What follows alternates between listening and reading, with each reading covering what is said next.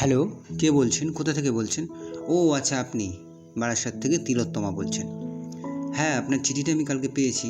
আপনি লিখেছেন যে আপনি একজন খুবই সাধারণ ঘরের একটা মেয়ে, যার ছোটোবেলায় বাবা মারা গেছে এবং সে অনেক কষ্টের মধ্যেই মানুষ হয়েছে, পড়াশোনা কমপ্লিট করেছে।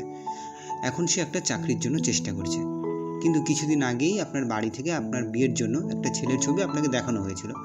আপনি বোধহয় কিছুদিন তার সাথে ফোনে কথাও বলেছেন। ছবি দেখে আপনার মোটামুটি খারাপ লাগেনি, মানে পছন্দ।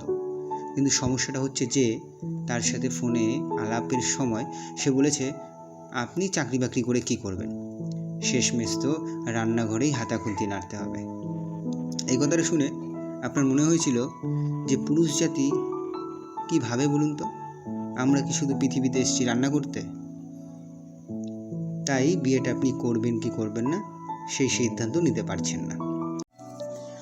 আমার চিন্তাভাবনায় বলে আপনি আপনার জীবনের মিনিমাম 20টা বছর ব্যয় করে পড়াশোনা করেছেন। একদিন নিজের পায়ে দাঁড়াবেন, সরকারি কিংবা বেসরকারি চাকরি করবেন, উপার্জন করবেন, নিজের ফ্যামিলিকে প্রোটেক্ট করবেন।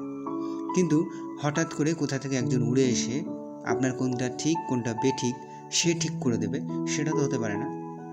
আপনি বরং তাকে গো ব্যাক বলে দিন, মানে ফিরে যাও। এখন আপনি বিয়ে টিয়ে নিয়ে কিছু ভাবছেন না। আগে স্বপ্ন পূরণ, নিজের অস্তিত্ব তৈরি করা, তারপর না হয় বিয়ের কথা ভাবা যাবে। দাঁড়ান, ফোনটা কাটবেন না। আবার যদি আপনার মনে হয় সেই সামনের মানুষটা ভালো, কাটানো যেতে পারে বাকি জীবনটা তার সাথে, তবে তাকেও তো ছেড়ে দেওয়াটা ঠিক না। রান্নাটা না হয় ভালো করে শিখে নেবেন, ক্ষতি নেই, কারণ ভালো রান্না করাটাও একটা যোগ্যতা।